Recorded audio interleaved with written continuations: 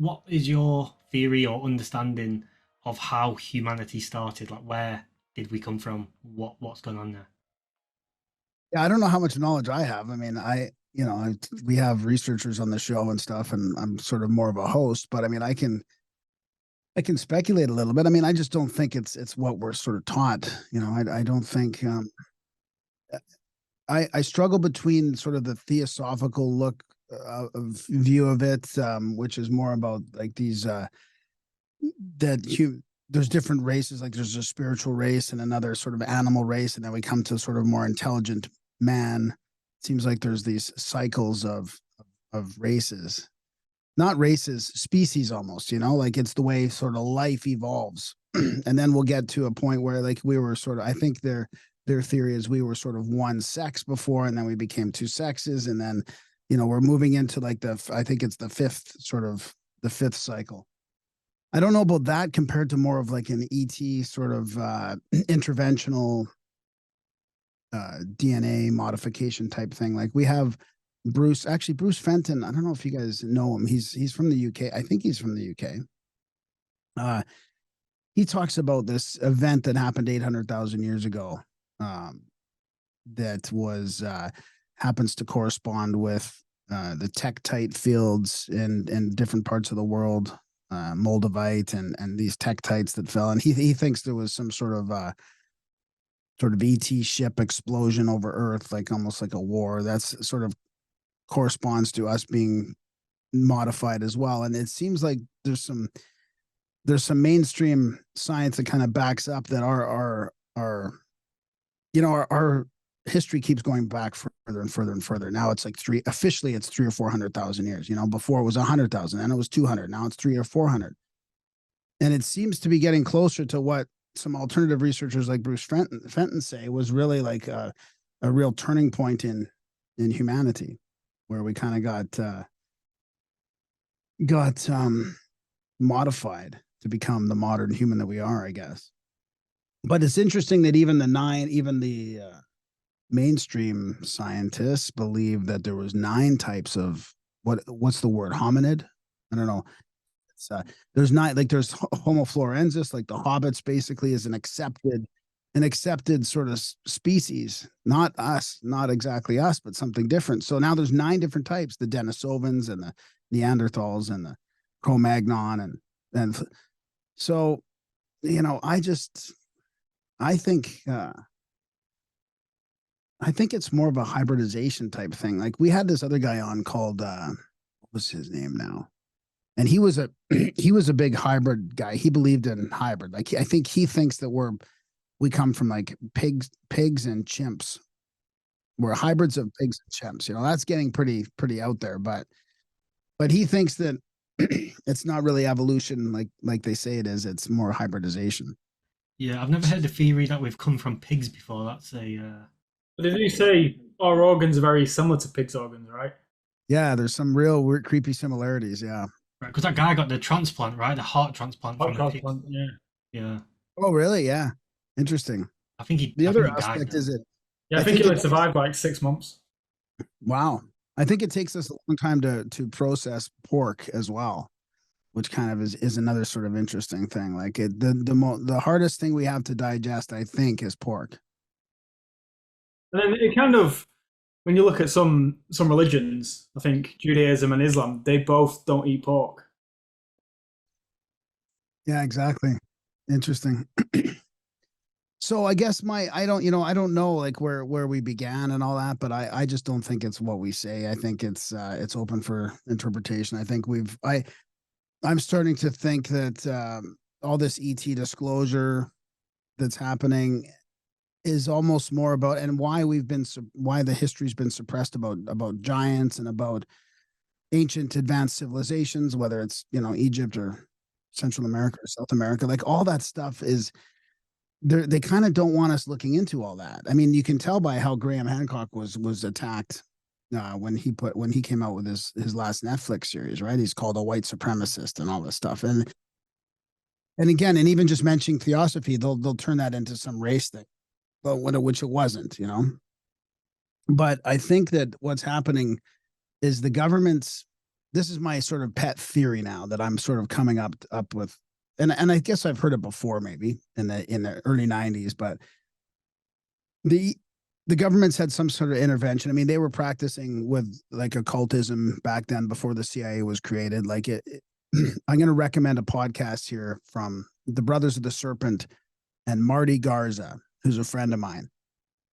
But he really puts this stuff about UFOs and the occult and the secret government programs together kind of in a really interesting way, because they were playing around with this stuff back in the 30s, and the Nazis were playing around with it too. I mean, there's a spiritual connection with what the governments have been learning over the last 150 years.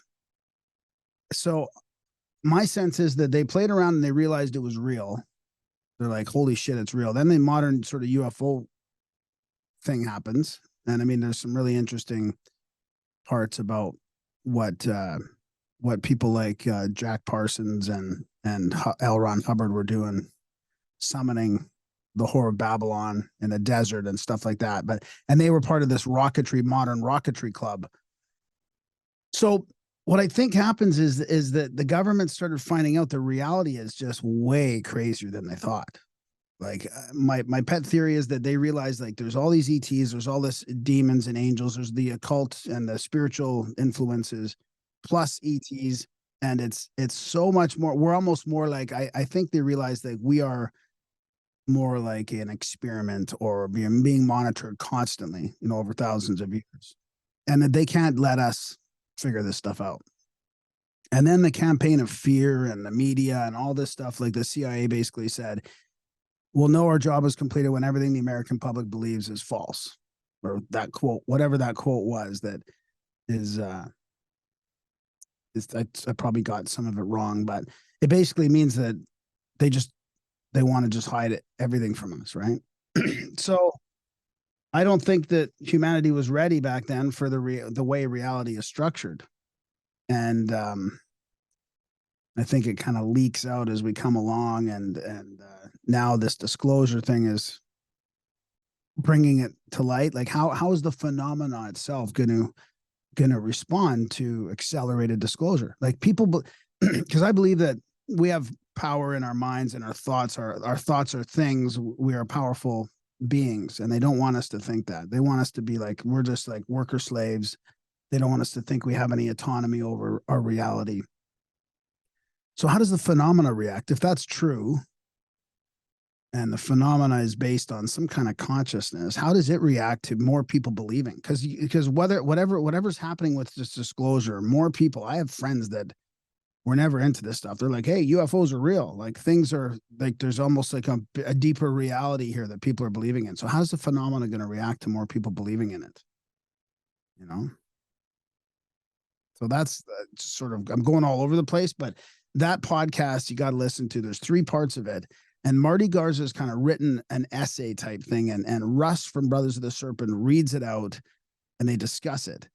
And he gets into the occult stuff that the government was doing, the early UFO stuff. I mean, he sort of puts it all together, but not in a real opinionated way. He just throws out all the stuff that's happened in a timeline.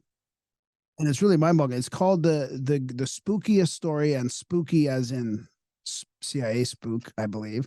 The spookiest story never told on the Brothers of the Serpent podcast. And it's really got me thinking.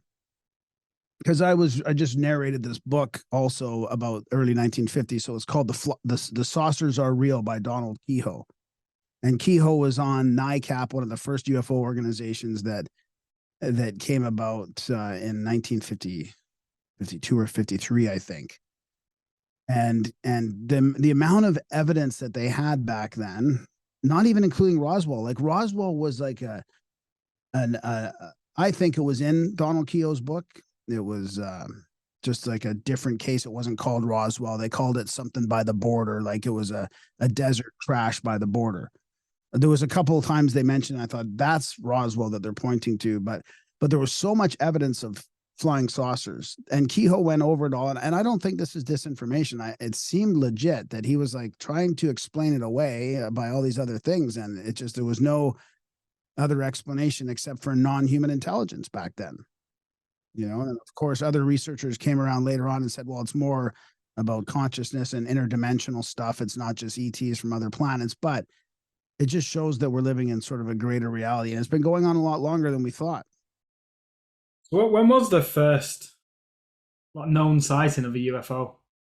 Well, it goes back thousands of years. That's the thing, right? It's like now they're looking at all these religious texts and they're reinterpreting ancient scriptures. And I mean, the Vimanas were in the Vedas. They go back to now. All the people are seeing like, hey, that wasn't about maybe an angel. It was about a UFO back in the. So I think it's like thousands of years old. So I think we've been interacting with these other non-human intelligences for so long, and now I think it's finally. I think what happened is in the late 1800s, this was growing, like spiritualism, and at least in America and maybe some of the West. I mean, because a lot of other cultures already believe all this stuff, right? I mean, India and even probably China and Indonesia, like a lot of other cultures are just that they know there's a greater spiritual reality, or they believe that all along. But it's the West that's kind of been through the Enlightenment, and they've tried to ignore that spiritual reality.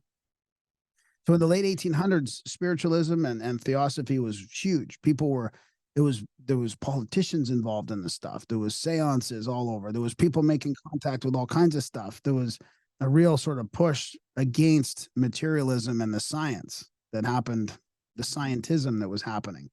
And of course, against dogmatic religion like the Catholic Church.